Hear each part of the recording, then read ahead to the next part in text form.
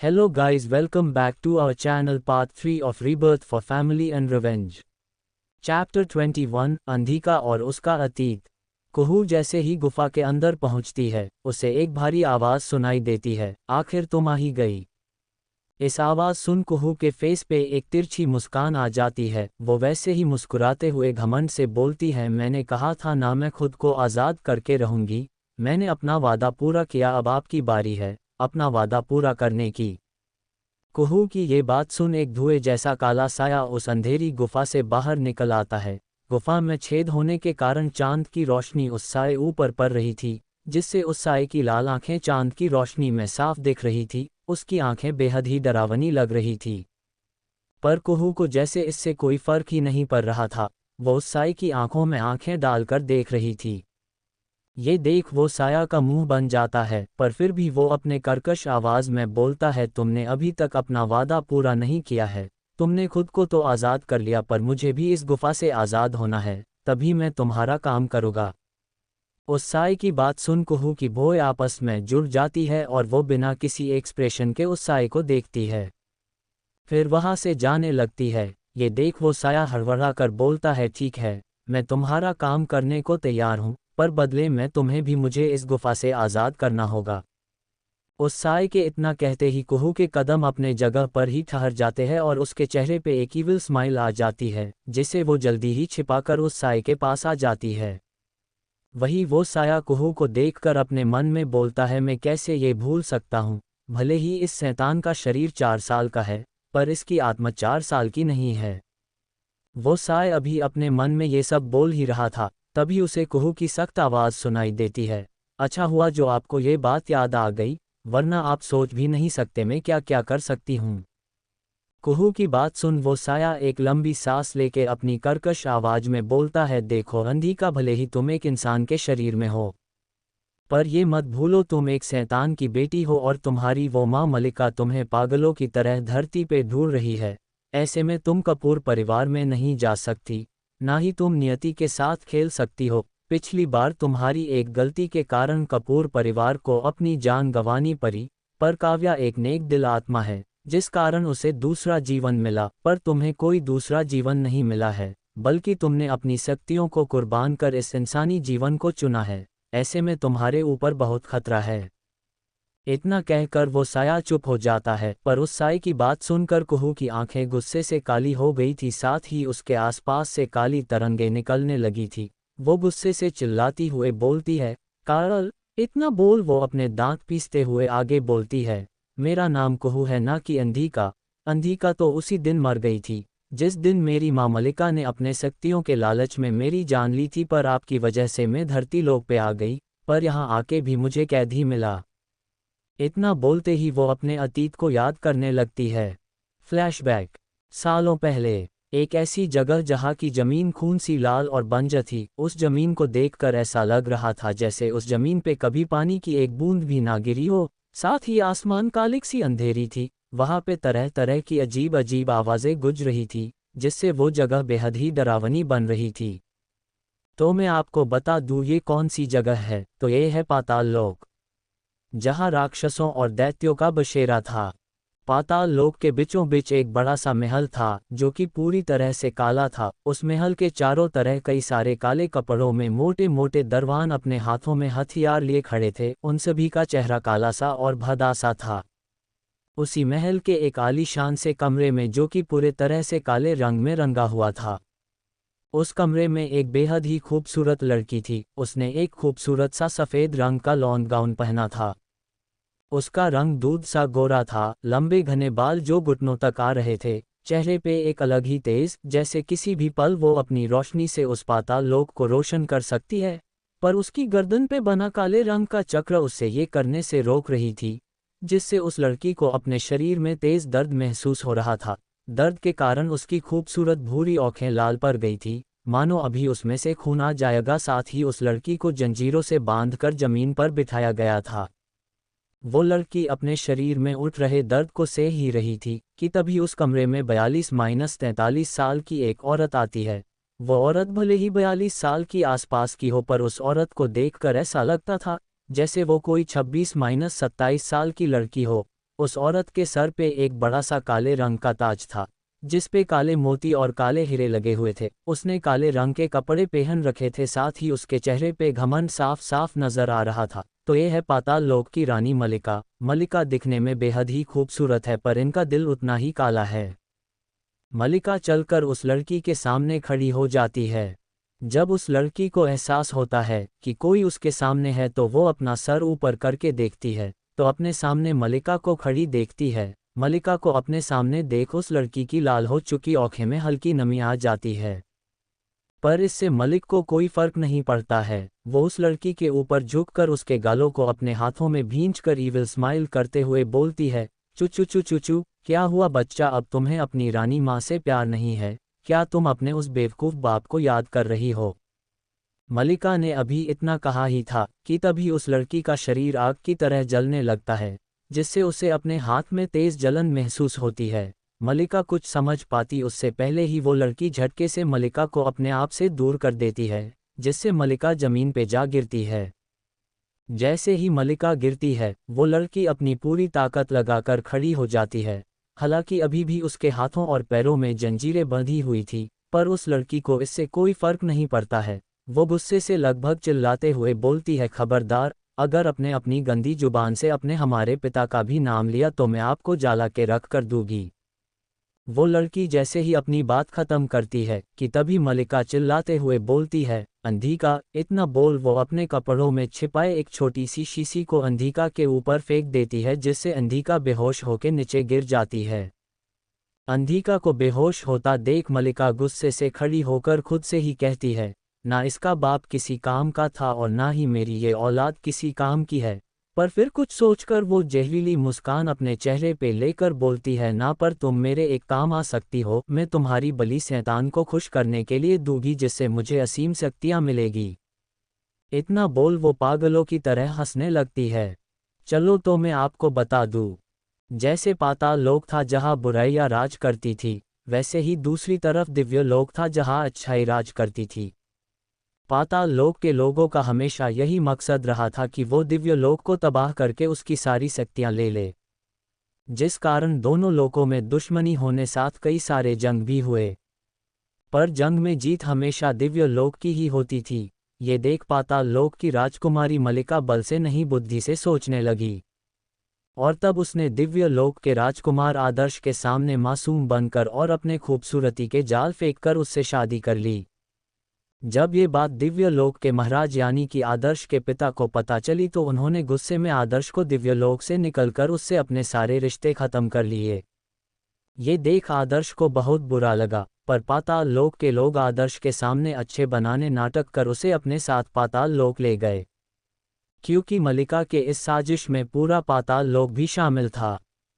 आदर्श को पाताल लोक में रहते हुए 4 साल हो चुका था। इस बीच मलिका ने एक बेटी को भी जन्म दिया, जिसका नाम पाताल लोक के महाराज यानी कि मलिका के पिता ने अंधिका रखा था।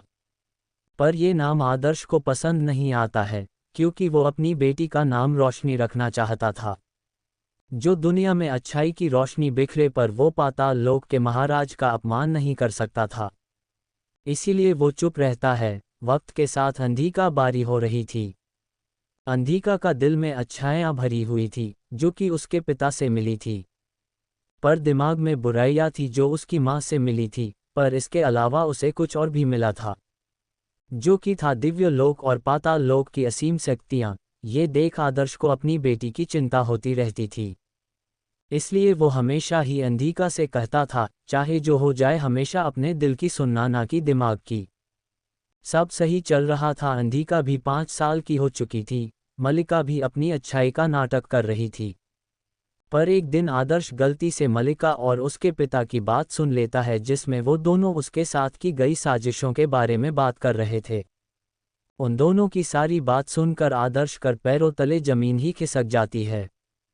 उसे पहले तो कुछ समझ नहीं आता है, पर जब उसे सब समझ आता है, तो उसे मलिका और उसके पिता पे बहुत गुस्से आता और वो बिना कुछ सोचे समझे मलिका और उसके पिता पे हमला कर देता है।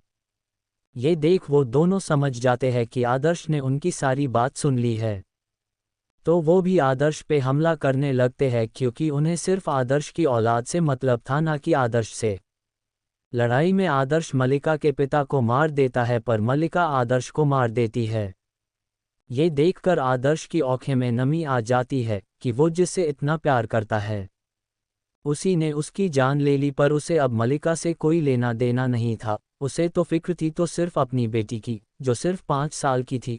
उसके जाने के बाद मल्लिका ना जाने उसके साथ क्या करेगी। ये सब सोचते हुए ही आदर्श की आत्मा उसके शरीर से निकल जाती है। आदर्श और मल्लिका के पिता के मरने के बाद मल्लिका पाताल लोक की महारानी बन जाती है। साथ ही वो अपने बेटी अंधिका को एक झूठी कहानी बता देती है जिसमें उसके पिता और दादाजी मौत हो गई और उसके सामने अच्छाई का नाटक जारी रखती है। चैप्टर 22 अंधिका की मौत। पाताल लोक। एक गुफा के अंदर मल्लिका शैतान की मूर्ति के आगे बैठकर शैतान की पूजा कर रही थी। उसने अपने सामने काले रंग का बड़ा सा चक्र बनाकर उसमें अंधिका को लिटा रखी थी। साथ ही अपनी आंखें को बंद किए तंत्र विद्या कर शैतान की पूजा कर रही थी। उसके होंठ मंत्र उच्चारण की वजह से लगातार हिल रहे हैं। मल्लिका तंत्र विद्या करते हुए ही वह अंधिका के पूरे माथे पर लाल रंग लगाकर फिर माथे के बीच में काला चंदन लगा देती है। कुछ समय बाद जब मल्लिका की पूजा खत्म होती है तो वो अपने जगह से खड़ी हो जाती हो और एक नज़र अंधिका को देखती है जो जमीन पर बेहोश पड़ी थी। अंधिका को देख मल्लिका के फेस पे जंग जीत लेने वाली मुस्कान आ जाती है। मल्लिका चलकर शैतान की मूर्ति के सामने खड़ी हो जाती है और शैतान के सामने घुटनों पर झुक के उनसे कहती है, शैतान मैं आपको अपनी और दिव्य लोक के राजकुमार की पहली औलाद भेंट कर रही हूँ, आप उसे स्वीकार करें। इतना बोल वो अपने कपड़ों में छिपा चाकू निकालकर शैतान की मूर्ति के आगे अपना हाथ कर अपनी हथेली काट लेती है जिससे उसकी हथेली से बहती खून की कुछ बूंदें शैतान के पैरों पर जा गिरती है। मल्लिका इस वक्त शैतान की मूर्ति और अंधिका के बीच बैठी थी जिस कारण उसकी पीठ अंधिका की तरफ थी। मल्लिका शैतान को अपना खून चढ़ा लेने के बाद वो अपनी जगह से खड़ी होकर पीछे मुड़ती है ताकि वो अंधिका की बलि शैतान को चढ़ा सके, पर वो जैसे ही पीछे मुड़ती है तो अंधिका अपने जगह से गायब थी। ये देख मल्लिका बेहद गुस्से में आ जाती है और अपनी नज़रें उस गुफा में चारों तरफ घूमने लगती है, पर उस गुफा में अंधिका कहीं नहीं थी। ये देख वो गुस्से से अपनी आंखें बंद कर अपनी शक्तियों को इस्तेमाल कर अंधिका को ढूंढने लगती है तो उसे अंधिका गुफा के बाहर खाई के पास दिखती है। क्योंकि वो गुफा एक ऊंचे पहाड़ पर था जिस कारण गुफा के चारों तरफ गहरी खाई थी और खाई के नीचे जमजम का बहता नदी। ये देख उसके चेहरे पे खतरनाक मुस्कान आ जाती है क्योंकि उसे पता था अंधिका यहाँ से भाग नहीं सकती क्योंकि उसने अंधिका की सारी शक्तियाँ बांध दी है, जिस कारण अंधिका अपनी किसी भी शक्ति का इस्तेमाल नहीं कर सकती है। पर उसे ये डर भी था कहीं वो खाई में खुद ना जाए। इसीलिए मल्लिका बेहद गुस्से में गुफा से बाहर आती है। तब उसे अंधिका खाई की तरफ देखते हुए दिखती है। ये देख वो चिल्लाकर कहती है, तुम यहाँ भाग नहीं सकती और अपनी जान देने का सोचना भी मत, वरना मैं पूरे पाताल लोक को खत्म कर दूंगी। मल्लिका ऐसा इसलिए बोल रही थी क्योंकि अंधिका को लगता था सिर्फ उसकी माँ मल्लिका ही बुरी है, बाकी पाताल लोक के वासी बहुत अच्छे हैं और मल्लिका उनके ऊपर अत्याचार करती है। बस इसी बात का फ़ायदा उठाकर मल्लिका अंधिका से अपना हर काम निकलवाती थी। मल्लिका की सारी बात सुन अंधिका के आंखों में आंसू आ जाते हैं, पर फिर वो जोर जोर से हंसने लगती है। अंधिका को खुद पे ही तरस आ रहा था, साथ ही सब पे बेहद गुस्सा भी, क्योंकि उसे पता चल गया था कि सारे पाताल लोकवासी मल्लिका से मिले हुए हैं। वो गुस्से में मल्लिका को देखते हुए बोलती है, आपने अब तक मुझे बहुत बेवकूफ़ बना लिया क्योंकि मैंने बाबा के कहने पर हमेशा दिल से सोचा, पर अब और नहीं, अब मैं दिमाग से सोचूंगी। मैं हमेशा से एक परिवार चाहती थी जिसमें सब हो, पर आपने अपने शक्तियों के लालच के कारण मुझसे मेरे बाबा को छीन लिया, साथ ही माँ शब्द को भी शर्मिंदा किया है।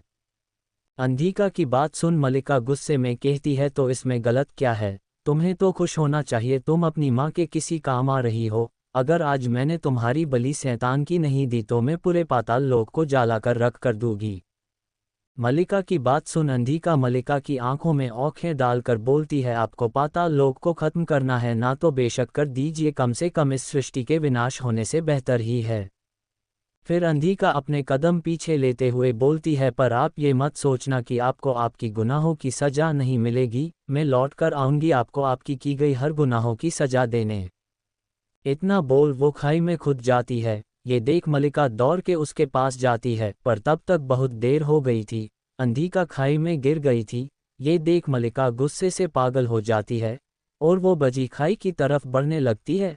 पर तभी कुछ पाताल लोक के सिपाही वहां प्रकट हो जाते हैं और जल्दी से जाकर मलिका को पाकर लेते हैं, क्योंकि उस खाई के नीचे जमजम का नदी था, जिसकी एक बूंद से ही पाताल लोक के वाशी की शक्तियां कमजोर हो जाती थी। ऐसे में अगर मलिका उसमें गिरती तो उसका बच पाना नामुमकिन हो जाता। मलिका को भी एहसास होता है कि वह उस जमजम के पानी में नहीं जा सकती, इसीलिए वह बेहद गुस्से में वहां से चली जाती है। वही वह सिपाही भी एक नज़र जमजम के पानी को देखकर वहां से चले जाते हैं, क्योंकि उन्हें लगता है अंधिका की मौत हो गई होगी, क्योंकि वो भी राक्षसों के कुल से थी तो वो जमजम के पानी से नहीं बच पाई होंगी। वही अंधिका जैसे ही जमजम के पानी में गिरती है, जमजम का पानी एक बड़ा सा गोला बनाकर अंधिका को अपने अंदर समा लेता है, क्योंकि भले ही अंधिका राक्षसों के कुल से थी पर उसकी रगों में उसके पिता दिव्यलोक के राजकुमार आदर्श का खून भी दौड़ रहा था, जिस कारण जमजम का पानी अंधिका को बचा लेता है। पर अचानक ही अंधिका के शरीर से एक तेज रोशनी निकलती है और अचानक ही अंधिका वहां से गायब हो जाती है। कुछ समय बाद अंधिका की जब आँखें खुलती है तो वो खुद को एक छोटे से बोतल में बंद पाती है, साथ ही उसके चारों तरफ पानी ही पानी था। ये देख उसे कुछ समझ नहीं आता है। वो उस बोतल से निकलने की कोशिश करने लगती है, साथ ही अपनी शक्तियों का इस्तेमाल भी करने की कोशिश करती है, पर सब बेकार जाता है। ये देख वो मायूस होकर बैठ जाती है और अपने साथ हुए सारे चीज़ों को याद करने लगती है। सब याद कर उसे अपनी माँ और पाताल लोक के वासी पर बेहद गुस्सा आता है, पर अब उसे इस बोतल में घुटन भी हो रही थी, जिससे वो परेशान हो रही थी। तभी उसके कानों में एक आवाज़ सुनाई देती है जो बोल रहा था, तुम्हें परेशान होने की ज़रूरत नहीं है, मैंने ही तुम्हें बचाया है। ये सुन अंधिका चौंक जाती है, पर फिर वो गुस्से में बोलती है, कौन हो तू? तुमने मुझे क्यों बचाया? और ये कौन सी जगह है? अंधिका ऐसा इसलिए बोल रही थी क्योंकि उसे लग रहा था अब फिर से कोई उसकी शक्तियां छिनाने के लिए उसे अपने कैद में रख लिया है, जैसे उसकी माँ उसे कैद में रखी थी। अंधिका की बात सुन फिर से उसके कानों में आवाज आती है, मेरा नाम काल है, मैं पाताल लोक में तुम्हारे पिता का दोस्त था। मुझे तुम्हारे पिता के साथ हो रहे साजिशों के बारे में पहले से पता था। जब मैं तुम्हारे पिता के पास सच बताने जाने वाला था, तभी पाताल लोक के महाराज ने मुझे पृथ्वी लोक भेजकर पृथ्वी लोक पर कैद कर दिया, जिस कारण मैं तुम्हारे पिता को सच नहीं बता पाया और तुम इस वक्त पृथ्वी लोक पर हो। ये सब सुन अंधिका हैरान हो जाती है, पर फिर काल अपनी बात आगे बढ़ाते हुए कुछ कहता है जिसे सुन अंधिका की आंखें हैरानी से बड़ी बड़ी हो जाती है। चैप्टर 23 अंधिका को मिला नया शरीर। काल अपनी बातों को आगे बढ़ाते हुए अंधिका से बोलता है, मैं पाताल लोक में पाताल लोक के महागुरु का शिष्य हुआ करता था। मैंने अपने लगन से भविष्य देखने की शक्तियां प्राप्त की है और जहां तक मैं तुम्हारा भविष्य देख रहा हूं, तुम्हारा जन्म एक बड़े मकसद को अंजाम देने के लिए हुआ है और उस मकसद को पूरा करने के लिए तुम्हें अब इंसानों की जिंदगी जीनी होगी। काल की ये सारी बातें सुन अंधिका स्तंभ रह जाती है। उसे कुछ समझ नहीं आ रहा था, पर उसे इतना समझ आ गया था कि उसे अब पृथ्वीलोक पे इंसानों के तरह ही रहना होगा। ये सोच वो एक लंबी सांस लेके बोलती है, ठीक है, पर मुझे इस बोतल में घुटन हो रही, मुझे जल्दी यहाँ से निकालो। अंधिका की बात सुन काल कुछ वक्त के लिए चुप हो जाता है। काल की आवाज़ ना सुन अंधिका घबरा जाती है। उसे लगता है कि काल उससे झूठ बोल रहा है, पर तभी फिर से काल की आवाज़ आती है जो कह रहा था, तुम अभी इस बोतल से नहीं निकल सकती हो, क्योंकि तुम एक शैतान की बेटी हो, इसीलिए जमजम के पानी ने तुम्हारे शरीर को जला दिया। पर तुम एक देव की भी बेटी हो, तो इसीलिए वो तुम्हारे रूह को नहीं खत्म कर सके। काल की बात सुन अंधिका बेहद गुस्सा हो जाती है। वो गुस्से में काल से बोलती है, तो आपके कहने का मतलब यह है कि मैं मर चुकी हूँ?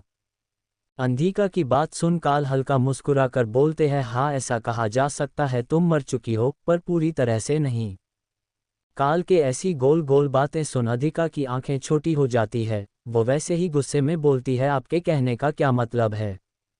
अंधिका की बात सुन काल गंभीर होते हुए बोलते हैं, मेरे कहने का मतलब है, तुम्हें इस बोतल से निकलने के लिए एक इंसानी शरीर चाहिए होगा, वो भी ऐसा शरीर जिसकी मृत्यु उसके जन्म लेते ही हो गई होगी। साथ ही उस बच्ची के मृत शरीर को तुम्हारे बोतल से 5 कोश की दूरी के अंदर होना होगा, तभी तुम उस शरीर में प्रवेश कर पाओगी, और ये सब तुम्हें अकेले ही करना होगा। मैं इसमें तुम्हारी कोई मदद नहीं कर सकता हूँ। काल की ये सारी बातें सुन अंधिका को समझ नहीं आ रहा था कि अब वो करे तो क्या, इसीलिए वो अब सब ऊपर वाले के हाथों में छोड़ देती है। जैसे अब तक वो उसे हर परेशानी से बचाते हुए राह दिखा रहे थे, तो आगे भी वही उसे राह दिखाएंगे। अंधिका ये सब सोच ही रही थी कि तभी उसकी आंखों के सामने मलिका का हंसता हुआ चेहरा आ जाता है, जिसे देख उसकी आंखें गुस्से से लाल हो जाती है। वह पूरे आत्मविश्वास के साथ काल से कहती है, मैं इस बोतल से आज़ाद होकर रहूंगी, अब हमारी अगली मुलाकात आमने सामने होगी। अंधिका इतना बोल चुप हो जाती है, तो वही अंधिका की बात सुन काल के चेहरे पर तिरछी मुस्कान आ जाती है। ऐसे ही कई वर्ष बीत जाते हैं। अंधिका बोतल में बंद समुद्र के उठती लहरों को देखते हुए बस एक ही उम्मीद में थी कि कब उसे मौका मिलेगा और वह इस बोतल से आज़ाद हो जाएगी। और इस बीच अंधिका ने पानी में रहने वाले कई मछलियों से दोस्ती कर ली थी, जो उसकी थोड़ी बहुत मदद कर देती थी। तभी एक वक्त ऐसा आता है, आधी रात को एक नज एक मृत बच्ची को टोकरी में लिए समुद्र के किनारे खड़ी थी। वो नज उस टोकरी में लेटी हुई बच्ची को एकटक देखे जा रही थी, जिसका रंग दूध से भी ज्यादा गोरा था। वो नज उस बच्ची के सर पे चूमकर बोलती है, मुझे माफ़ कर देना, मैं तुम्हें ऐसे यहाँ छोड़ना नहीं चाहती हूँ, पर मैं उन लोगों के खिलाफ भी नहीं जा सकती हूँ, नहीं तो वो लोग मेरे परिवार को जिंदा नहीं छोड़ेंगे। इतना बोल वो नज उस टोकरी को समुद्र में बहा देती है। समुद्र भी अपनी लहरों की मदद से उस टोकरी को बहाकर उस नज से दूर ले जाने लगता है। टोकरी को अपने नज़रों से दूर जाता देख वो नज अपने हाथ में पड़ी ट्रेन की टिकट को एक नज़र देख वहां से चली जाती है। वही समुद्र के बीच अंधिका जो बोतल में बंद थी, उसे इस बात का महसूस हो जाता है कि कोई मृत शरीर उसके करीब आ रहा है। यह महसूस होते ही वह तुरंत खड़ी हो जाती है, तो वह अपनी आंखें बंद कर समुद्र में उसे मृत शरीर को खोजने लगते हैं। तब उसे उस बच्ची का मृत शरीर नजर आता है, जिसे देख वह बेहद खुश हो जाती है। पर वो टोकरी अंधिका से बहुत दूर था। ये देख अंधिका अपनी शक्तियों का इस्तेमाल कर समुद्र में तूफान ले आती है। तूफान के कारण समुद्र में बड़े बड़े लहर उठने लगती है। लहरों के कारण अंधिका की बोतल तेजी से उस टोकरी के पास जाने लगती है। ये देख समुद्र में रहने वाली मछलियां अंधिका की मदद करते हुए उस टोकरी को खींचकर अंधिका के पास लाने लगती है। मछलियों को मदद करता देख अंधिका के चेहरे पे एक प्यारी से मुस्कान आ जाती है। जैसे जैसे अंधिका की बोतल टोकरी के नज़दीक जा रही थी, वैसे वैसे मौसम में बदलाव हो रहे थे। आसमान में काले बादल घिर आए थे। जब अंधिका बिल्कुल ही टोकरी के पास आ जाती है, तो उसके शरीर से तेज रोशनी निकलने लगती है और देखते ही देखते चटाक की आवाज़ के साथ वह शीशे की बोतल टूट जाती है और अंधिका की रूह उस बोतल से निकलकर उस बच्ची के शरीर में चली जाती है। जैसे ही अंधिका उस बच्ची के शरीर में जाकर अपनी आंखें खोलती है, तो आसमान में तेज बारिश होने लगती है, जैसे आसमान भी अंधिका की खुशी में खुश हो रहा हो। वही अंधिका जिसे शरीर मिल चुका था, उसे बेहद खुशी हो रही थी। बारिश की बूंदें उसे अपने चेहरे पे गिरती हुई महसूस होती है, जिस कारण वो अपनी आंखें बंद कर लेती है। पर अचानक ही उसे उस शरीर से जुड़े लोगों की तस्वीरें अपने आंखों के सामने नजर आने लगती है। चैप्टर 24, छोटी शैतान, तुम खुद गेहूं के दाने जितनी हो और तुम मुझे चोट पहुंचने की कोशिश कर रही हो। अंधिका जिसे एक इंसानी शरीर मिल चुका था, उसे अब बेहद खुशी हो रही थी। वो जब अपनी आंखें खोलकर खुले आसमान की तरफ देखती है, तो बारिश की बूंदें उसे अपने चेहरे पे गिरती हुई महसूस होती है, जिस कारण वो अपनी आंखें फिर से बंद कर लेती है। पर अचानक ही उसे उस शरीर से जुड़े लोगों की तस्वीरें अपने आंखों के सामने नजर आने लगती है। अंधिका को दिखता है कि कैसे इस बच्ची के जन्म लेते ही इस बच्ची की मां के दोस्त ने इसे एक ऐसी दवा खिला दी जिससे इस बच्ची की फौरन ही मौत हो गई। उसके बाद उस शख्स ने नस को डरा धमका के इस बच्ची को समुद्र में फेंकवा दिया। अंधिका को इस बच्ची के माता पिता के साथ हो रहे हर साजिशें किसी रील की तरह उसे अपने आंखों के सामने नजर आने लगते हैं। ये सब देख अंधिका को बहुत बुरा लगता है, क्योंकि उसे इस बच्ची के माता पिता की कहानी अपनी सी लग रही थी। जैसे उसे उसके अपनों ने धोखा दिया, वैसे ही इस बच्ची के माता पिता को भी उसके अपने ही धोखा दे रहे हैं। अंधिका वैसे ही आंखें बंद किए ही अपने मन में सोचती है कि वो इस शरीर के माता पिता की जरूर मदद करेगी, क्योंकि इस बच्ची के वजह से ही उसे दूसरी जिंदगी मिली है। वो वापस से अपनी आंखें खोल देती है। अंधिका अभी एक ऐसी बच्ची के शरीर में थी जो अभी ठीक से एक दिन की भी नहीं हुई थी, जिस कारण उसे सब कुछ शुरू से शुरू करना होगा। पर उसका दिमाग और सोचने समझने की शक्ति अभी भी पहले वाली अंधिका के जितना ही था। साथ ही अंधिका के इंसानी शरीर में आने के बाद उसकी शक्तियों के कारण इंसान अपनी जिंदगी कैसे व्यतीत करते हैं वह सारे चीज़ें एक एक कर उसके दिमाग में आने लगती है। अंधिका अपनी आँखें खोलकर चारों तरफ देखने लगती है, क्योंकि अब उसे जल्द से जल्द यहाँ से निकलना था। अब मौसम पहले से शांत हो गई थी, समुद्र में उठ रही लहरें भी अब शांत हो चुकी थी। आसमान में बिखरी रात का अंधेरा अब छटने लगा था। सूरज धीरे धीरे अपनी लालिमा बिखेरते हुए पृथ्वी को रोशन करने लगी थी। जैसे ही धूप की रोशनी अंधिका के चेहरे पे पड़ती है, अंधिका कसकर अपनी आँखें बंद कर लेती है। आज वो पहली बार उस धूप को महसूस कर रही थी। उसे उस धूप से अजीब सी फीलिंग महसूस होती है, जिससे वो अपने हाथ पाँव चलाने लगती है, जिस कारण उसका हाथ हल्का सा पानी को छू जाता है, जिसे महसूस कर वो घबरा जाती है। पर थोड़ी ही देर बाद उसे वो पानी अच्छा लगने लगता है। भले ही वह कितने ही वक्त से समुद्र में रही हो, पर उस बोतल के कारण भी किसी भी चीज़ को महसूस नहीं कर पाती थी। पर अब पृथ्वीलोक के वातावरण को जानकर उसे अच्छा लग रहा था। अंधिका अभी अपनी आँखें बंद की ही थी कि तभी उसे अपने कानों में किसी की आवाज़ सुनाई देती है, जिससे सुन वो अपनी आँखें खोलकर चारों तरफ देखने लगती है। तो उसे दिखता है कि उसकी टोकरी तेजी से किनारे के तरफ जा रही है। समुद्र के किनारे के पास कई सारे लोग, जो कि दिखने में किसी बॉडीगार्ड की तरह लग रहे थे, उन सभी ने एक जैसे काले कपड़े पहन रखे थे। साथ उन सभी के हाथों में हथियार भी थे। वे सब बॉडीगार्ड्स एक घेरा बना के खड़े थे, थोड़ी पूरी बनाकर एक बूढ़े आदमी को प्रोटेक्ट कर रहे थे। उस बूढ़े आदमी की उम्र 68-69 साल के आसपास लग रही थी। वो बूढ़ा आदमी किनारे की रेत के पास खड़े होकर किसी से बहुत ही गुस्से में कॉल पे बात कर रहा था। उन सभी को देख अंधिका की नीली आँखें ठंडी हो गई थी। वो अपनी ठंडी आंखों से उन्हें घूर कर देखने लगती है, क्योंकि वो पहली बार इंसानों को इस तरह देख रही थी। और जहाँ तक वो अपनी शक्ति का इस्तेमाल कर पा रही थी, तो उसे पता चल रहा था कि पृथ्वी के इंसान बहुत मतलबी होते हैं। पर इस सब में वो ये बिल्कुल ही भूल गई थी कि उसकी टोकरी जिसमें वो अभी लेटी हुई है, वो उन्हीं लोगों की तरफ तेजी से बढ़ रही है। अब तो वो टोकरी बिल्कुल ही रेत पर आकर रुक गई थी, जिससे वहां पे खड़े बॉडीगार्ड्स की नज़र उस टोकरी पे चली जाती है। वो सारे बॉडीगार्ड्स उस टोकरी को देखकर अलर्ट हो जाते हैं और अपनी पोजीशन लेकर हरकत में आ जाते हैं। जब वह बूढ़ा आदमी अपने बॉडीगार्ड्स को पोजीशन लेकर हरकत में आते देखा है, तो वह कंफ्यूज होकर अपने बॉडीगार्ड्स को देखने लगता है। जब उस बूढ़े आदमी को एहसास होता है कि उसके बॉडीगार्ड्स की नज़र कहीं और है, तो वह उनकी नज़रों का पीछा करते हुए उस दिशा में देखने लगता है। जब वह बूढ़ा आदमी उस दिशा में देखा है, तो उसे एक टोकरी नज़र आती है। साथ ही उस टोकरी में लेटी एक छोटी सी बच्ची भी नज़र आती है। ये देख वह बूढ़ा आदमी जल्दबाजी में अपने बॉडीगार्ड्स को हमला करने से रोकते हुए चिल्ला कर कहता है, बेवकूफ़ों, उसमें एक छोटी सी बच्ची है। ये सुन वो बॉडीगार्ड्स शांत हो जाते हैं, क्योंकि वह बूढ़ा आदमी उस टोकरी के थोड़ा नज़दीक था, इसीलिए उसने आसानी से उस बच्ची को देख लिया। पर उसके बॉडीगार्ड्स उस टोकरी से काफ़ी दूर थे, जिस कारण उन्हें सिर्फ टोकरी नज़र आ रही थी, ना कि उस टोकरी में लेटी एक छोटी सी बच्ची। वो बूढ़ा आदमी आगे बढ़कर उस टोकरी को अपने हाथों में उठा लेता है, जिस कारण उस टोकरी में लेटी एक बेहद ही प्यारी सी बच्ची दिखती है, जिसके ऊपर एक सफ़ेद रंग का कपड़ा रखा हुआ था। ये देख वो बूढ़ा आदमी अंधिका के गाल छूते हुए प्यार से बोलता है, आले बच्चा, आप तो कितने प्यारे हो, आप यहाँ अकेले क्या कर रहे हो।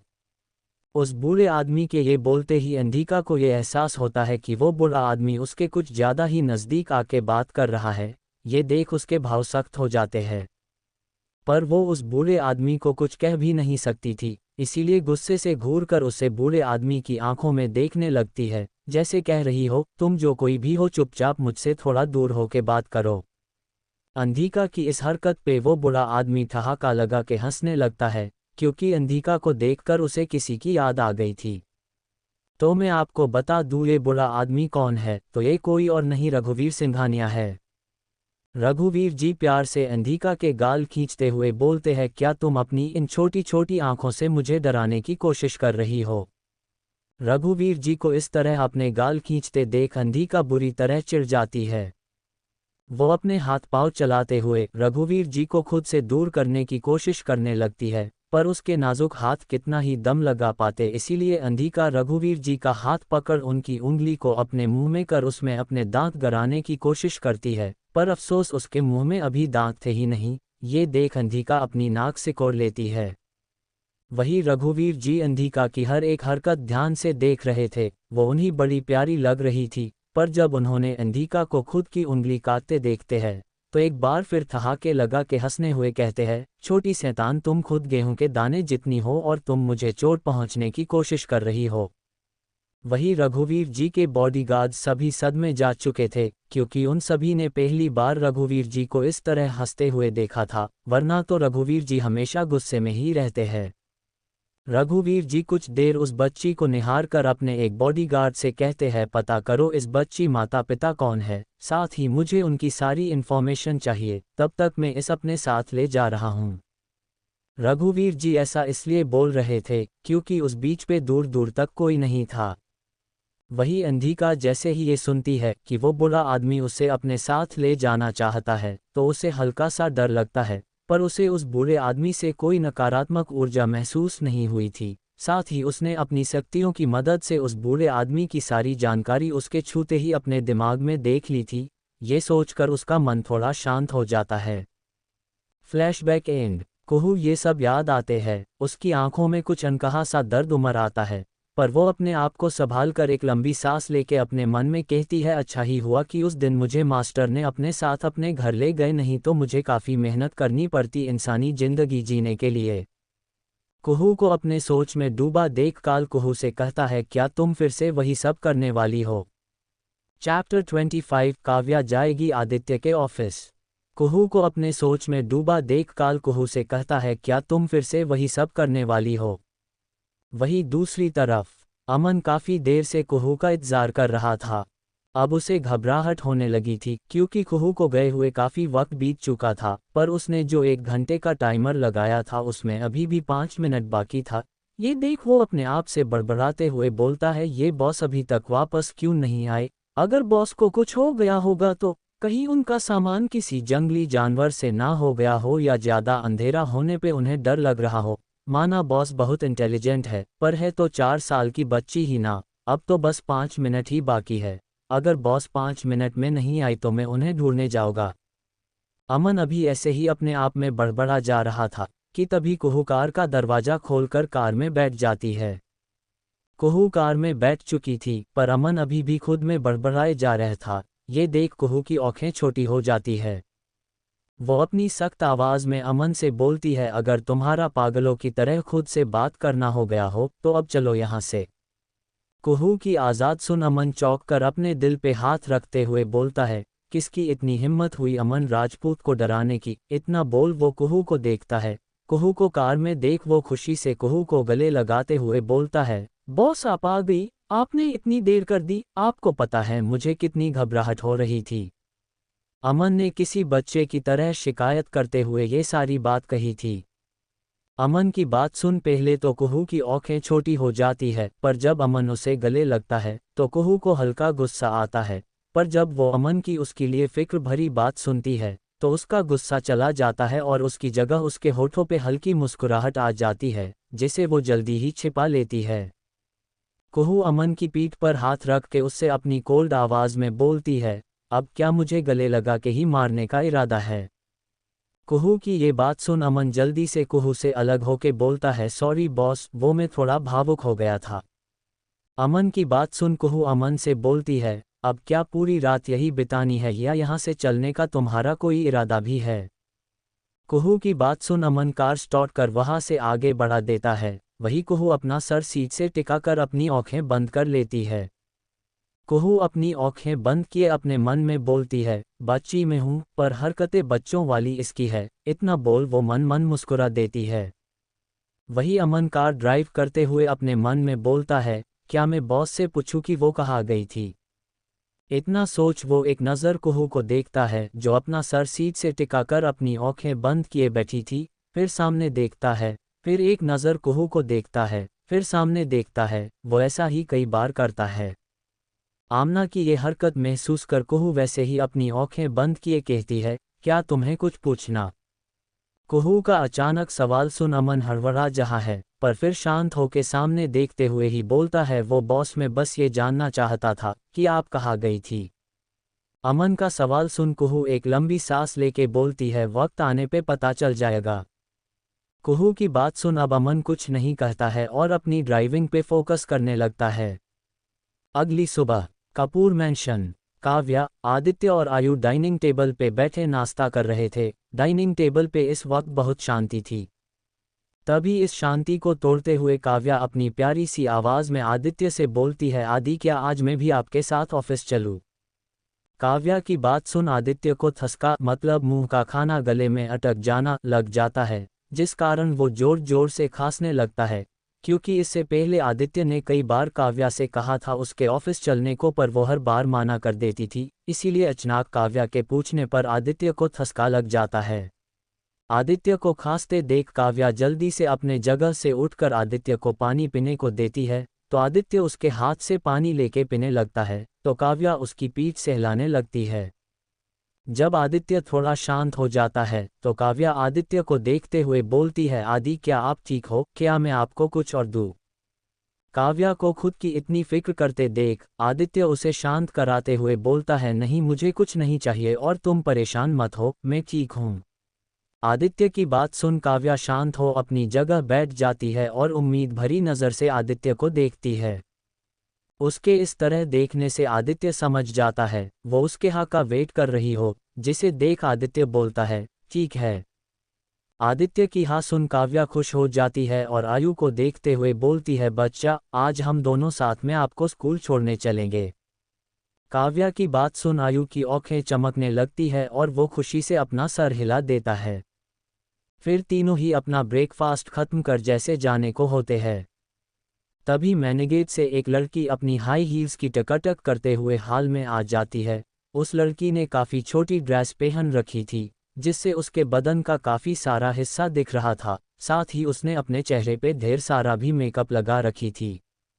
वो लड़की मुस्कुराते हुए जाकर कपूर परिवार के सामने खड़ी हो जाती हैं। वही काव्या जब उस लड़की को अपने सामने देखती है तो उसकी आंखें गुस्से से लाल हो जाती है, साथ ही वो अपने हाथों की मुट्ठी भी कस लेती है। चैप्टर 26 काव्या और रिया की बातें। काव्या, आदित्य और आयु अपना ब्रेकफास्ट फिनिश कर जैसे ही जाने को होते हैं कि तभी मैनेगेट से एक लड़की अपनी हाई हील्स की टकटक करते हुए हाल में आ जाती है। उस लड़की ने काफ़ी छोटी ड्रेस पहन रखी थी, जिससे उसके बदन का काफ़ी सारा हिस्सा दिख रहा था। साथ ही उसने अपने चेहरे पे ढेर सारा मेकअप भी लगा रखी थी। वो लड़की मुस्कुराते हुए जाकर कपूर परिवार के सामने खड़ी हो जाती हैं। वही काव्या जब उस लड़की को अपने सामने देखती है तो उसकी आंखें गुस्से से लाल हो जाती है, साथ ही वो अपने हाथों की मुट्ठी भी कस लेती है। वही वो लड़की अपने सामने आदित्य को वो पूरी तरह से काव्या को इग्नोर कर अपनी लस्ट भरी नज़रों से आदित्य को देखने लगती है। ये देख काव्या का गुस्सा 7वें आसमान पे पहुंच जाता है। काव्या जल्दी से जाकर आदित्य के हाथों को पकड़ लेती है। वही वो लड़की आदित्य को ग्रीट करते हुए बोलती है, हेलो मिस्टर कपूर। उस ग्रीट सुन आदित्य अपना सर हिला देता है, पर उसे एक नज़र देखता भी नहीं है। उसकी नज़र तो उसके फ़ोन में थी, जिसमें वो ईमेल्स चेक कर रहा था। पर जैसे ही काव्या ने उसका हाथ पकड़ा उसका ध्यान काव्या पे चला जाता है। तो काव्या मुस्कुराते हुए उसे ही देख रही थी। वही वो लड़की जब काव्या को आदित्य का हाथ पकड़ते हुए देखती है और खुद को इग्नोर होता देखती है तो उसे बेहद ही गुस्सा आता है, पर उससे भी ज़्यादा उसे हैरानी होती है आदित्य और काव्या को साथ देख। पर फिर भी वो अपने चेहरे पे नकली मुस्कुराहट लाते हुए काव्या से बोलती है, गुड मॉर्निंग दी, जिसे सुन काव्या भी उसका रिप्लाई करती है। फिर वो आयु के बाल सहलाते हुए बोलती है, गुड मॉर्निंग आयु। तो आप लोग समझ ही गए होंगे कि ये लड़की कौन। अगर नहीं भी समझे तो मैं आपको बता दूं, ये है काव्या के सौतेली बहन रिया। रिया का गुड मॉर्निंग विश सुन आयु का मुंह बन जाता है, क्योंकि रिया सबके सामने उससे अच्छे से बात करती थी, पर अकेले में परेशान करती थी, जिस कारण वो उसे पसंद नहीं करता था। पर वो उसकी डिसरिस्पेक्ट ना करते हुए उसके गुड मॉर्निंग का रिप्लाई करता है। वही आदित्य को ऑफिस जाने में लेट हो रहा था, इसीलिए काव्या उसके एक गाल पे बेबी किस करते हुए बोलती है, हब्बी, अभी आप जाओ, मैं थोड़ी देर रिया से बात करके खुद आ जाऊंगी।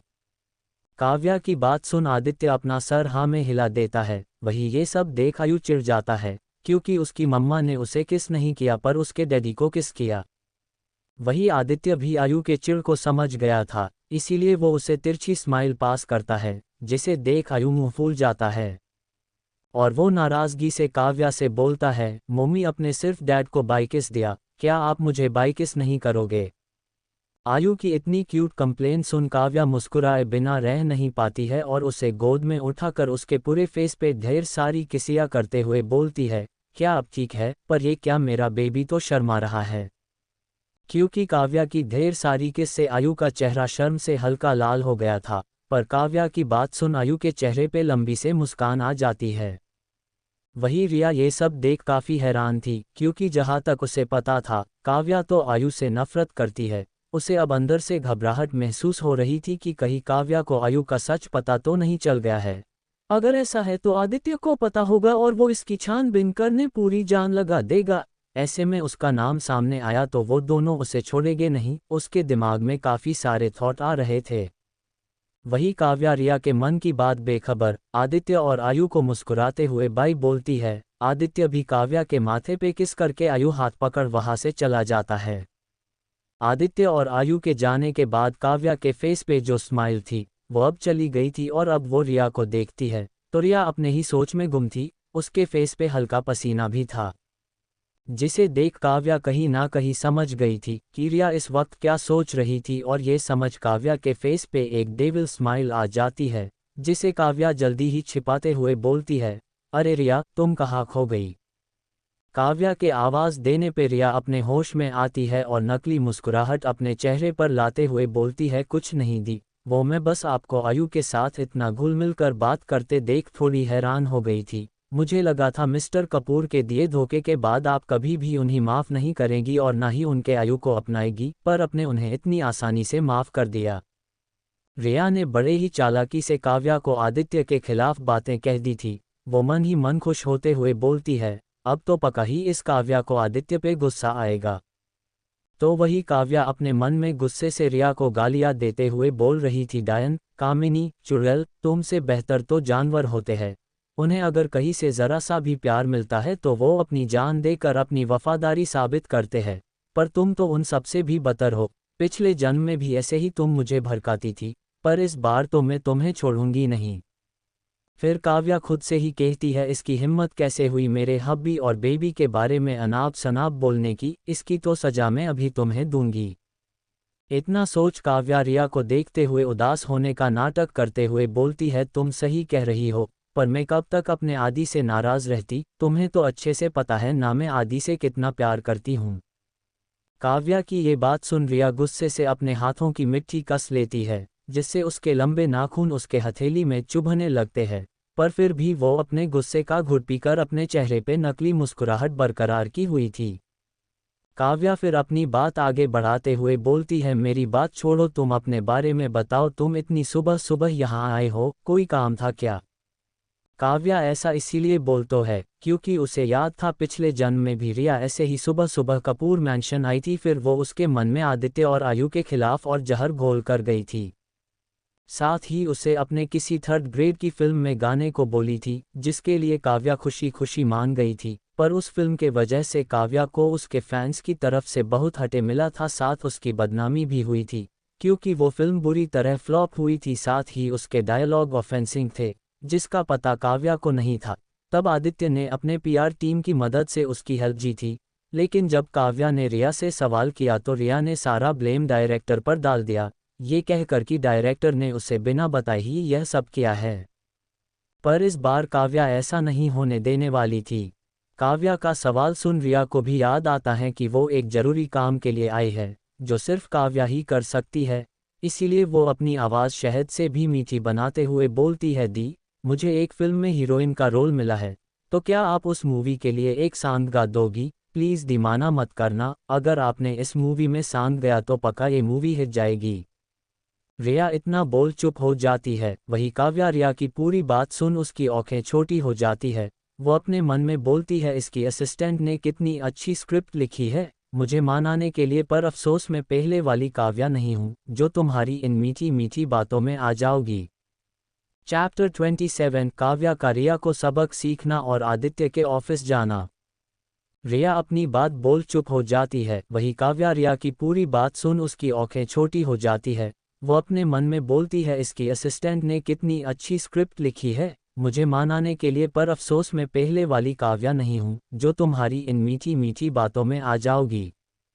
इतना सोच काव्या अपने फेस पे फेक स्माइल लाते हुए बोलती है, बिल्कुल, मैं तुम्हारी मूवी में सॉन्ग गाऊंगी, अब इतना तो मैं अपनी छोटी बहन के लिए कर ही सकती हूँ।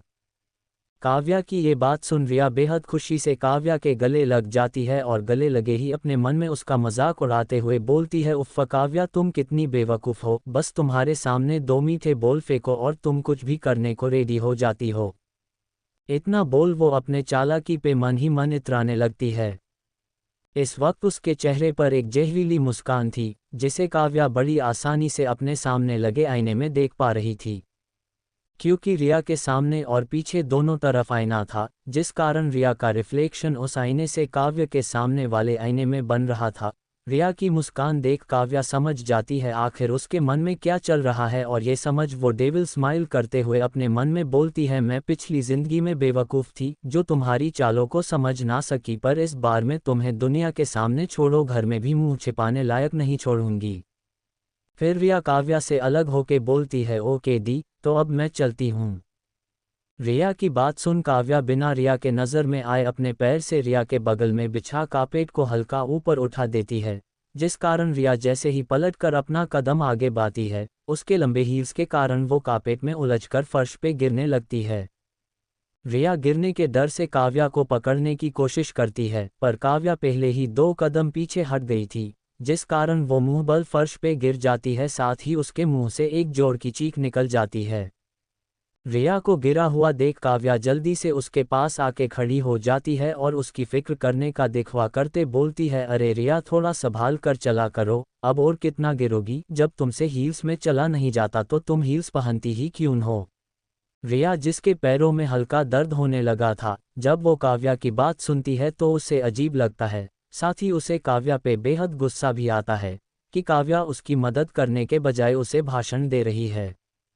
पर उसे इस वक्त अपने पैरों में बेहद दर्द हो रहा था, जिस कारण वो उसकी बातों पर इग्नोर करते हुए गुस्से से काव्या को बोलती है, दी हाँ मैं गिर गई हूँ और आप है कि मुझे ही सुना रही है। रिया को गुस्सा करते देख काव्या उसे उठने में हेल्प करते हुए बोलती है, मैं तो बस तुम्हारी बड़ी बहन होने के कारण फिक्र कर रही थी, वो तो अच्छा हुआ तुम मेरे घर पे गिरी, सोचो अगर तुम किसी पब्लिक प्लेस पे गिरती तो तुम्हारी कितनी बेइज्जती होती। काव्या की बात सुन रिया को और गुस्सा आता है, क्योंकि काव्या सीधे सीधे उसकी बेइज्जती करते हुए ये कह रही थी कि उसे चलना नहीं आता है। वही काव्या जब रिया का गुस्से से लाल पीला चेहरा देखती है तो उसे बहुत हंसी आने लगती है, पर वो किसी तरह खुद को कंट्रोल की हुई थी। तो वही रिया अपना गुस्सा शांत करती है, क्योंकि वो अपनी इमेज काव्या के सामने बिगाड़ नहीं सकती थी। वो जबरदस्ती अपने चेहरे पे नकली मुस्कान लाते हुए बोलती है, ठीक है आगे से मैं अपना ख्याल रखूंगा, इतना बोल वो जल्दी से लगड़ाते हुए वहां से चली जाती है। रिया के जाते ही काव्या जोर जोर से हंसने लगती है। काव्या इस वक्त हाल में थी, जिस कारण उसकी हंसी पूरे कपूर मैंशन में गूंजने लगी थी। वही घर के सर्वेंट जो इस वक्त किचन में काम कर रहे थे, जब वो हंसने की आवाज़ सुनते हैं तो हाल में आके देखने लगता है, तो काव्या को ऐसे अकेले में हंसते देख वो अजीब नज़रों से उसे देखने लगते हैं। वही काव्या जब किसी की नज़र खुद के ऊपर महसूस करती है तो अपने चारों तरफ देखने लगता है। काव्या जैसे सर्वेंट्स को अपने तरफ अजीब नज़रों से देखते हुए देखती है तो उसकी हंसी थोड़ी ऑकवर्ड हो जाती है। वो अपने अपने दांत ग्रिन ग्रिन दिखाते हुए बोलती है, वो मैं मोबाइल में एक जोक पढ़ रही थी। काव्या की ये बात सुन सारे सर्वेंट मुस्कुराकर अपना सर हिलाते हैं और वहां से फिर किचन में जाकर अपने काम में लग जाते हैं। काव्या भी घर से बाहर निकल जाती है। घर के बाहर आते ही ड्राइवर कार लेके उसके सामने आ जाता है, क्योंकि आदित्य ने ड्राइवर को पहले ही इन्फॉर्म करवा दिया था। ड्राइवर कार से बाहर निकलकर काव्या को ग्रीट करते हुए बैक सीट का दरवाज़ा खोल देता है। ये देख काव्या अपना सर हिलाकर उन्हें थैंक यू बोल कार में बैठ जाती है। वही ड्राइवर काव्या का थैंक यू सुन मुस्कुरा देता है और कार में बैठकर कार आगे बढ़ा देता है। कपूर इंडस्ट्री। कंपनी के बाहर काव्या की कार आके रुकती है तो वॉचमैन कार को देखकर पीछे हो जाते हैं और कंपनी के तरफ जाने वाला दरवाजा रिमोट से खोल देता है। क्योंकि कंपनी में आने का काफ़ी स्ट्रिक्ट रूल था, बिना किसी आईडी कार्ड या अपॉइंटमेंट के किसी को अंदर जाने नहीं दिया जाता था। पर उस कार पे कपूर फैमिली का लोगो बना हुआ था, जिसे देख वॉचमैन समझ गया था कि कार के अंदर कपूर फैमिली का ही कोई है। वॉचमैन के दरवाजा खोलते ही कार तेजी से अंदर चली जाती है और कंपनी के ठीक सामने जाकर रुकती है। कार के रुकती ही काव्या कार से बाहर निकल जाती है और अपना सर ऊपर कर उस चमचमाती इमारत को एडमिरेशन से देखने लगती है।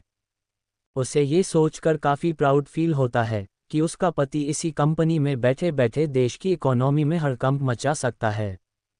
ये सोचकर उसके चेहरे पे एक प्यारी सी मुस्कान आ जाती है और वो कंपनी के अंदर चली जाती है। काव्या जब अंदर जा रही थी तो सबकी नज़रें उस पे चली जाती है। लड़के तो लड़के लड़कियां भी से देखने लगती है, कुछ एडमिरेशन तो कुछ जलन से। पर काव्या उन सब को इग्नोर करते हुए रिसेप्शन के पास चली जाती है। रिसेप्शनिस्ट के पास पहुंचकर काव्या उसे आवाज़ देते हुए बोलती है, एक्सक्यूज़ मी। काव्या की आवाज़ सुन रिसेप्शनिस्ट का ध्यान काव्या पे चला जाता है तो वो काव्या की खूबसूरती देख उसे देखते ही रह जाती है। पर उसे काव्या से थोड़ी जलन भी हो रही थी, क्योंकि काव्या ने इस वक्त एक white pink printed T shirt के साथ पिंक स्कर्ट पहन रखी थी। उसने अपने बालों के एक पोनीटेल बनाई थी जिसकी 2 लटें उसके गालों को छू रही थी। वही चेहरे पर मेकअप के नाम पे सिर्फ काजल और लिप बाम लगा रखी थी। काव्या ने अपने पैरों में वाइट स्नीकर्स पहन रखी थी। ओवरऑल वो अभी किसी कॉलेज गर्ल की तरह लग रही थी। उसे देख कोई कह ही नहीं सकता था कि वो एक बच्चे की माँ भी हो सकती है। रिसेप्शनिस्ट को कहीं खोए हुए देख काव्या उसे आवाज़ देती है। काव्या के आवाज़ देने पे वो रिसेप्शनिस्ट होश में आती है और अपने प्रोफेशनल वे में बोलती है, how can I help you ma'am. Receptionist की बात सुन काव्या रिसेप्शनिस्ट से बोलती है, मुझे आदित्य से मिलना है, क्या आप मुझे बता सकती है उनका केबिन किस फ्लोर पर है। काव्या के मुंह से अपने बॉस का इस तरह से नाम लेते देख, साथ ही उसके केबिन के बारे में पूछते देख उस रिसेप्शनिस्ट की आंखें छोटी हो जाती है। चैप्टर 28 रिसेप्शनिस्ट ने करी काव्या के साथ बदतमीजी। रिसेप्शनिस्ट की बात सुन काव्या रिसेप्शनिस्ट से बोलती है, मुझे आदित्य से मिलना है, क्या आप मुझे बता सकती है उनका केबिन किस फ्लोर पर है। काव्या के मुंह से अपने बॉस का इस तरह से नाम लेते देख, साथ ही उसके केबिन के बारे में पूछते देख उस रिसेप्शनिस्ट की आंखें छोटी हो जाती है। पर फिर भी वो अपने प्रोफेशनल वे में बोलती है, मैम क्या आपके पास अपॉइंटमेंट है। वही काव्या पहली बार आदित्य के ऑफिस आई थी। वो पिछली लाइफ में भी काफ़ी आदित्य के ऑफिस नहीं आई थी, इसीलिए वो पूरे ऑफिस को अपने आंखों में चमक लिए देख रही थी। पर रिसेप्शनिस्ट की बात सुन काव्या का ध्यान रिसेप्शनिस्ट पे चला जाता है और वो मुस्कुराते हुए बोलती है, नहीं मेरे पास अपॉइंटमेंट तो नहीं है। काव्या की बात सुन रिसेप्शनिस्ट बोलती है, सॉरी मैम, अगर आपके पास अपॉइंटमेंट नहीं है तो आप उनसे नहीं मिल सकती। रिसेप्शनिस्ट की बात सुन काव्या फिर से बोलती है, देखो मैं उनकी वाइफ हूँ, इस हिसाब से मैं तुम्हारी लेडी बॉस हुई, तो तुम मुझे बस इतना बताओ आदि का केबिन किस फ्लोर पे है। काव्या की ये बात सुन रिसेप्शनिस्ट को अब बहुत गुस्सा आता है और वो गुस्से में बोलती है, ओ तो तुम उस तरह की लड़की हो जो अमीर लड़कों को फंसाकर उनके पैसों पर ऐश करती है। मुझे पहले ही समझ जाना चाहिए था। और तुमने क्या बोला, तुम हमारे बॉस की वाइफ हो। फॉर योर काइंड इन्फॉर्मेशन, हमारे बॉस की अभी शादी नहीं हुई है और ना ही उनकी कोई बीवी है। अगर होती तो कब की न्यूज़ में आ गई होती। अब जाओ यहाँ से, मेरे पास तुम जैसों पर बर्बाद करने के लिए समय नहीं है। रिसेप्शनिस्ट ने काव्या को जानबूझकर इतना सुनाई थी क्योंकि एक तो उसे काव्या की खूबसूरती से जलन हो रही थी, ऊपर से काव्या ने जब ये कहा कि वो आदित्य की वाइफ है तो उसे काव्या पर बहुत गुस्सा आया था, क्योंकि वो आदित्य को पसंद करती थी। उसे आदित्य पे क्रश था, जिस कारण वो हर कोशिश करती थी जिससे वो आदित्य के नज़रों में आ सके, पर आदित्य उसे एक नज़र देखता भी नहीं था। वही काव्या जिसके चेहरे पे थोड़ी देर पहले मुस्कान थी, उसकी जगह गुस्से ने ले ली थी। उसका खून खोल रहा था रिसेप्शनिस्ट की बात सुनकर, इसीलिए वो अपने मन ये ठान लेती है कि अब वो उसे सजा दिया बिना नहीं छोड़ेगी, ताकि वो आगे से किसी और के साथ ये बदतमीजी ना कर सके। काव्या उसे बिना कुछ बोले वहाँ से हटकर थोड़ा साइड में चली जाती है। काव्या को जाता देख रिसेप्शनिस्ट के चेहरे पे एक मजाकिया वाली स्माइल आ जाती है, जैसे वो काव्या का मजाक उड़ा रही हो। वही काव्या अपने स्कर्ट के पॉकेट से अपना मोबाइल निकलती है और मोबाइल ओपन कर एक नंबर पे कॉल लगाकर अपने कान पे लगा लेती है। कॉल पे रिंग जा रही थी। वही दूसरी तरफ मीटिंग रूम का माहौल काफ़ी टेंस्ड था। रूम में बैठे सभी लोगों के चेहरे पे डर साफ साफ दिखाई दे रहा था। तो वही आदित्य हेड चेयर पे काफ़ी गुस्से में बैठा हुए अपने सामने पड़ी फाइल्स को एक एक कर पढ़ रहा था और पढ़ने के बाद उसे ज़मीन पे फेंक रहा था। ये देख उन सभी के चेहरे पे पसीने की बूंद दिखाई दे रही थी। तो वही आदित्य के पीछे खड़ा उसका असिस्टेंट रजत, उसे तो जैसे किसी चीज़ से फ़र्क ही नहीं पड़ रहा था। वो एक स्टैचू की तरह आदित्य के पीछे खड़ा सबके परेशान चेहरे देख रहा था और अपने मन में सब पे हंस रहा था। क्योंकि मीटिंग रूम में इस वक्त सेल्स डिपार्टमेंट के लोग बैठे थे और उन लोगों ने इस मंथ की बहुत से प्रोडक्ट की सेल्स रिपोर्ट में मिस्टेक्स की थी। वही रिपोर्ट की फाइल्स आदित्य अभी पढ़ रहा था। आदित्य अभी फाइल्स पढ़ ही रहा था कि तभी रूम में किसी के फ़ोन कॉल की रिंग सुनाई देती है, जिसे सुन रूम में मौजूद सारे लोग घबराकर एक दूसरे के चेहरे को देखने लगते हैं। कि तभी आदित्य अपने पास में पड़े मोबाइल को उठा लेता है। मोबाइल पे शो हो रहे नाम आईडी को देख आदित्य के फेस के भाव नर्म हो जाते हैं। वो कॉल उठाकर अपने कान से लगा लेता है। आदित्य के कॉल उठाकर कान पे लगाते ही दूसरी तरफ से कुछ कहा जाता है, जिसे सुन आदित्य के पास से खतरनाक ऑरा निकलने लगता है। उसका चेहरा भी बहुत सख्त हो जाता है। कॉल करते ही आदित्य गुस्से से मीटिंग रूम से निकल जाता है। आदित्य को गुस्से में जाता देख रूम में मौजूद बाकी लोग हैरानी से उसे जाते हुए देखते रह जाते हैं। वही रजत भी ये देख हैरान हो जाता है, पर जल्दी खुद को शांत कर रूम में मौजूद बाकी लोगों को देखते हुए कहता है, मीटिंग इज ओवर, इस मीटिंग को रीशेड्यूल कर बाद में किया जाएगा। इतना बोल वह भी मीटिंग रूम से निकल जाता है। रूम मौजूद बाकी लोग राहत की सांस लेते हैं, क्योंकि फिलहाल के लिए वो लोग आदित्य के गुस्से से बच गए थे। तो वही ग्राउंड फ्लोर पर काव्या कॉल पे बात कर फिर से रिसेप्शन पे चली आती है। रिसेप्शनिस्ट जब काव्या को फिर से अपने सामने देखती है तो उसे बहुत गुस्सा आता है। वह गुस्से में उस पर चिल्लाते हुए बोलती है, तुम अब तक ये से गई नहीं, लगता है तुम में से मेरी बात नहीं समझ आएगी, मैं अभी गार्ड्स को बुलाती हूँ। उस रिसेप्शनिस्ट ने ये सब काफ़ी चिल्ला कर कहा था, जिस कारण वहाँ पर जितने भी लोग मौजूद थे सबका ध्यान उन दोनों पे चला गया था। वो रिसेप्शनिस्ट चिल्लाकर गार्ड्स को बुला लेती है। गार्ड्स को वहाँ आता देख वहाँ तमाशा देखने वालों की भीड़ लगने लगती है। तो वही काव्या ये सब सुन और देख बिल्कुल ही शांत थी। उसे तो जैसे उस रिसेप्शनिस्ट के कुछ करने पे कोई फर्क ही नहीं पड़ रहा था। तो वही वो रिसेप्शनिस्ट गार्ड्स को देख काव्या को तिरछी स्माइल पास कर गार्ड्स को बोलती है, ये हमारे ऑफिस में बिना किसी आइडेंटिटी कार्ड के घुस आए हैं, जरूर ये किसी राइवल कंपनी से यहाँ जासूसी करने हैं, आप लोग इसे तुरंत बाहर निकल दो। रिसेप्शनिस्ट की बात सुन काव्या की आंखें छोटी हो जाती है। वह गुस्से से घूरकर उसे देखने लगती है। तो वही वह गार्ड्स रिसेप्शनिस्ट की बात सुन काव्या की तरह बढ़ने लगते हैं। ये देख काव्या गुस्से से घूरकर उसे देखने लगती है। काव्या की गुस्से से भरी नज़र महसूस कर वो गार्ड्स अपनी जगह पे रुक जाते हैं, क्योंकि इतने वक्त से उन लोगों ने काव्या का चेहरा नहीं देखा था। पर जैसे ही वो काव्या का चेहरा देखते हैं तो उन्हें याद आता है कि ये वही है जो थोड़ी देर पहले कपूर फैमिली के लोगों वाली कार से आए हैं। तो वहीं आसपास में मौजूद सारे लोग अपने में खुसुर फुसुर कर बात करने लगते हैं। कि तभी वहाँ एक भारी आवाज़ सबको सुनाई देती है, यहाँ क्या हो रहा है।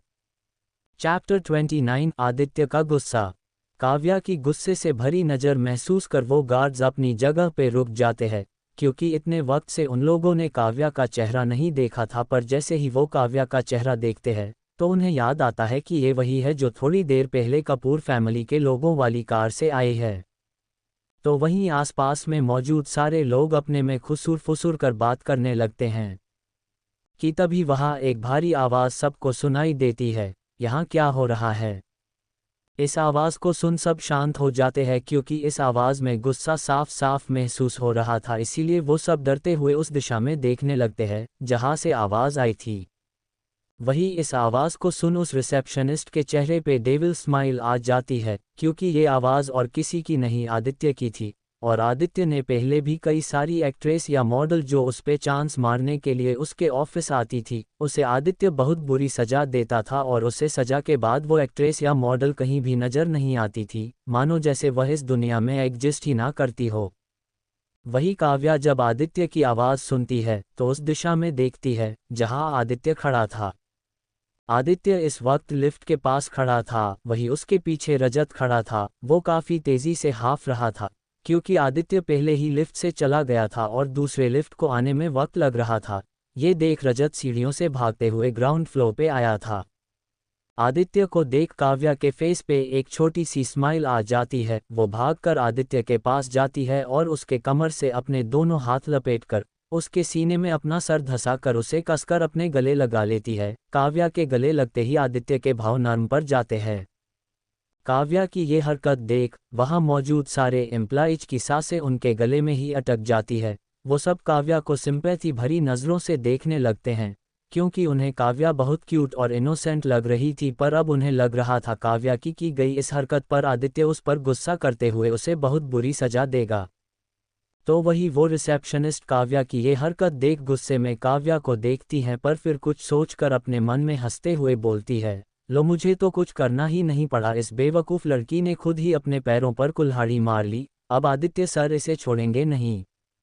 इतना सोच वह आदित्य और काव्या को इस इंतजार में देखने लगती है कि कब आदित्य काव्या पर गुस्सा करेगा और उसे सजा देगा। पर उसकी सोच से उलट आदित्य अपना एक हाथ बढ़ाकर काव्या की कमर पकड़ लेता है और दूसरे हाथ से काव्या के सर को सहलाते हुए बोलता है, जान आर यू ओके? उद्धरण चिन्ह। आदित्य के स्पर्श को महसूस कर काव्या को एक सुकून मिल रहा था, पर आदित्य का सवाल सुन उसे याद आता है कि कैसे अभी थोड़ी देर पहले उस रिसेप्शनिस्ट ने किस तरह उससे बदतमीजी की थी। ये याद आते ही काव्या अपना सर आदित्य के सीने से बाहर निकाल अपनी चीन थोड़ी को आदित्य के सीने पे रख अपना सर ऊपर उठा अपनी टिमटिमाती आंखों से आदित्य को देखती है। वही आदित्य जो पहले से ही अपना सर झुका के काव्या को ही देख रहा था, पे काव्या के ऐसे अचानक अपने सीने पर अपना चीन टिका के ऊपर देखने से काव्या और आदित्य के लिप्स के बीच कुछ इंच का ही फासला रह गया था, पर इस चीज से अनजान वो दोनों एक दूसरे की आंखों में देख रहे थे। वही वहां मौजूद सारे एम्प्लॉइज आदित्य के कहे शब्दों को सुनकर एक झटका लगता है। वह सब हैरानी से आदित्य और काव्या को देख रहे थे। तो वही उस रिसेप्शनिस्ट को तो मानो जैसे सांप सूंघ गया हो, उसे ये सोचकर पसीना आने लगता है कि कहीं काव्या की कही सारी बातें सच ना हो। वही काव्या आदित्य से अपनी नज़रें हटाकर उस रिसेप्शनिस्ट की तरफ कर उसे घूर कर देखी है। काव्या की नज़र खुद के ऊपर महसूस कर वो रिसेप्शनिस्ट घबराने लगते हैं। काव्या वैसे ही उस रिसेप्शनिस्ट को घूरते हुए बोलती है, आदि ये रिसेप्शनिस्ट मुझे आपसे मिलने नहीं दे रही थी और इसने ये भी कहा कि मैं वैसी लड़की हूँ जो अमीर लड़कों को फंसाती है। ये कह काव्या अपने आंखों में आंसू लिए आदित्य को देखने लगती हैं, तो वहीं आदित्य काव्या की सारी बातें सुन उसके चेहरे के भाव सख्त हो जाते हैं। उसे उस रिसेप्शनिस्ट पर बहुत गुस्सा आता है, पर जब वो काव्या के आंखों में आंसू देखता है तो गुस्से में घूरकर उस रिसेप्शनिस्ट को देखा है। आदित्य की गुस्से से भरी नज़र खुद पे महसूस कर उस रिसेप्शनिस्ट की डर के मारे टांगे कांपने लगती है। वो आदित्य को सफाई देना चाहती थी, पर उसकी गुस्से से भरी नज़रों को देख उसके गले से आवाज़ ही नहीं निकल रही थी। वही वहाँ मौजूद सारे एम्प्लॉइज ये सब बड़े इंटरेस्ट के साथ देख रहे थे, क्योंकि उन लोगों अब तक ये समझ चुके थे उनके बॉस के साथ खड़ी लड़की उनके बॉस के लिए बहुत इम्पोर्टेंट है। और उन्हें उस रिसेप्शनिस्ट से कोई फ़र्क नहीं पड़ा था क्योंकि वो बेहद ही बदतमीज लड़की थी। उसका आए दिन ऑफिस में किसी न किसी से झगड़ा होता ही रहता था। वो अपने किसी कनेक्शन के थ्रू ऑफिस में जॉब पाई थी, जिस कारण वह हर किसी पर अपना हुक्म चलाती थी। आदित्य गुस्से में चिल्लाकर रजत को आवाज़ देता है। आदित्य की आवाज़ सुन रजत, जो उसके पीछे खड़ा अपने सामने चल रहा तमाशा देख रहा था, वो आदित्य की आवाज़ सुनकर झटके से उसके सामने आ जाता है। रजत को देख आदित्य गुस्से से मगर अपनी कोल्ड आवाज़ में सिर्फ 2 शब्द बोलता है, हैंडल इट। इतना बोल वो वहाँ से काव्या को लिए लिफ्ट के अंदर चला जाता है। तो वही आदित्य ने भले ही 2 शब्द कहा हो, पर इसका मतलब वहाँ खड़ा हर एक शख्स अच्छे समझ सकता था। चैप्टर 30 अभिमन्यु का अनजान लड़की के साथ झगड़ा करना। तो वही दूसरी तरफ बनारस। अभिमन्यु अपने फिल्म की शूटिंग के लिए बनारस आया हुआ था। वो अपने फिल्म क्रू के साथ बनारस एयरपोर्ट पे पहुंचकर वहां से अपने होटल चला जाता है। होटल पहुंच वो फ्रेश होने सीधा अपने रूम के बाथरूम में जाता है। फ्रेश होने के बाद वो थोड़ी देर रेस्ट करने के लिए अपने बेड पे लेट जाता है। बेड पे लेटते ही उसकी आंख लग जाती है। अभी उसे सोए हुए 1 घंटा हुआ ही था, तभी उसके फ़ोन रिंग सुनाई देती है।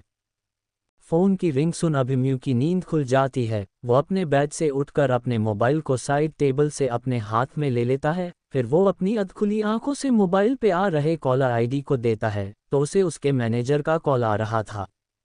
ये देख वो कॉल पिक कर डायरेक्ट सवाल पूछते हुए बोलता है, हाँ बोलो अब क्या हुआ।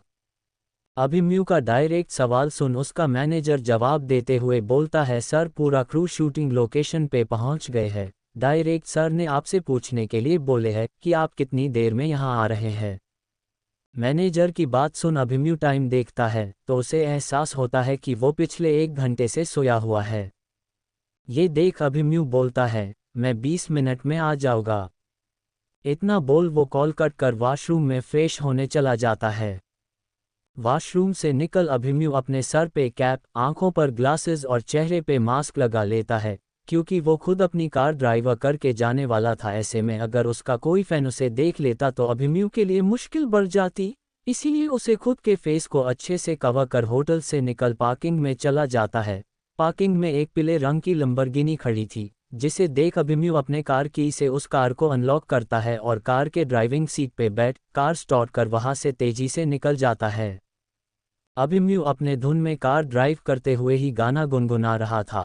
वो अभी कार ड्राइव कर ही रहा था कि तभी उसके कार के सामने एक लड़की भागते हुए आ जाती है। ये देख अभिमन्यु घबरा जाता है और जल्दी से ब्रेक पे अपना पैर रख देखता है।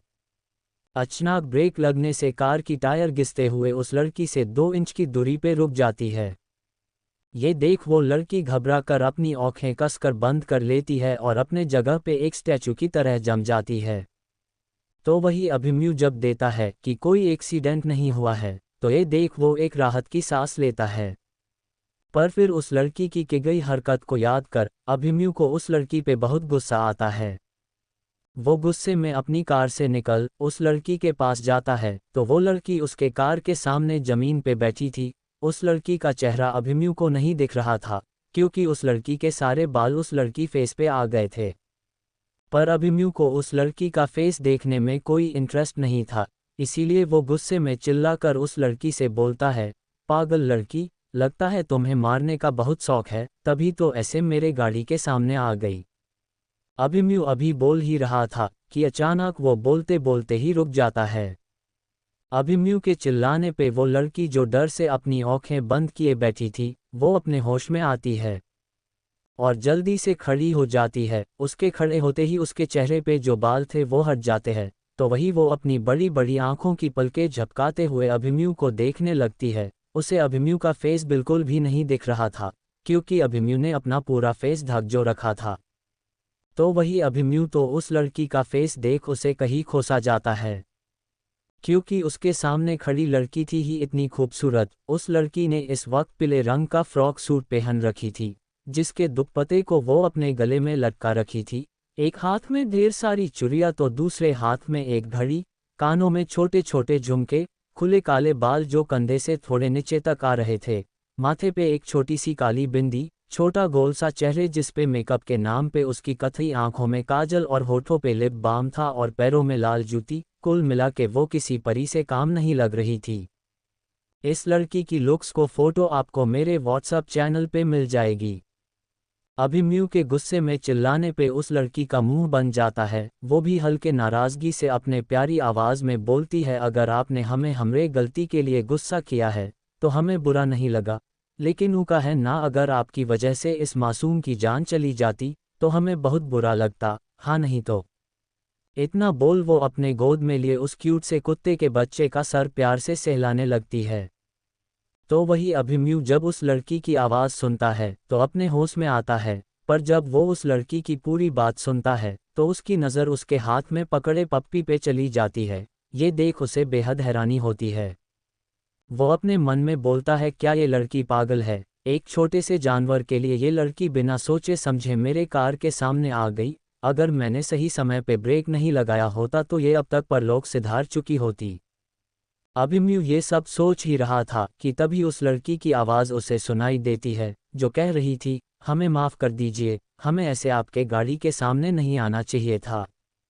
उस लड़की की बात सुन अभिमन्यु जलाकर बोलता है, ये तुम बार बार हमारे ऐसे क्यों बात कर रही, तुम अकेली ही हो ना, या फिर तुम अपने आप को 2-3 लोग समझती हो।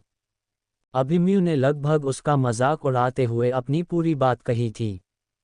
तो वही वो लड़की जो अभी तक अभिमन्यु से शर्मिंदा होकर माफ़ी मांग रही थी, अभिमन्यु की ऐसी बात सुन गुस्से में बोलती है, साला हम तुझसे प्रेम से बात कर रहे हैं और तुम हो कि हमरा ही मजाक उड़ा रहे हो। तो सुनो, वो का है ना, हम बनारस के हैं और बनारस में सब हम करके ही बात करते हैं, क्योंकि हम अकेले ही छत्तीसों को धूल चटा सकते हैं। लगता है तुम यहाँ नए आए हो तभी तो तुमको ये सब के बारे में नहीं पता। इतना बोल वो अपने नाजुक हाथ का मुक्का बना अभिमन्यु को दिखाकर डराने की कोशिश करती है। पर इस सब से अभिमन्यु को कोई फर्क नहीं पड़ रहा था। वो तो अपने भोए चढ़ाए अपने पेंट की पॉकेट में हाथ डाले उस लड़की की सारी बातें सुन रहा था, जो उसे ना जाने क्या ही बोल रही थी। जब वो लड़की देखती है कि अभिमन्यु कैसे उसे देख रहा है, तो वो अपने मन में बोलती है, ये हमको ऐसे क्यों देख रहा है, का इसको हमरे किसी बात से कोई फर्क नहीं पा रहा। वो लड़की अभी सोच ही रही थी कि तभी एक दूसरी लड़की की आवाज़ सुन देती है, जो दूर से उस लड़की को पुकारते हुए कह रही थी, प्राची जल्दी चल, हमें लेट हो रहा है। ये सुन वो लड़की एक नज़र अभिमन्यु को घूर वहाँ से उस लड़की के तरफ चली जाती है। तो वही अभिमन्यु जब उस लड़की का नाम सुनता है तो वो खुद में ही बड़बड़ाते हुए धीरे से उसका नाम बोलता है, प्राची, नाइस नेम। इतना बोल वो मुस्कुराते हुए अपनी कार में बैठ वहाँ से निकल जाता है। Thanks for watching. Do like, comment, share and subscribe my channel for next part of rebirth for family and revenge. Thank you, folded hands.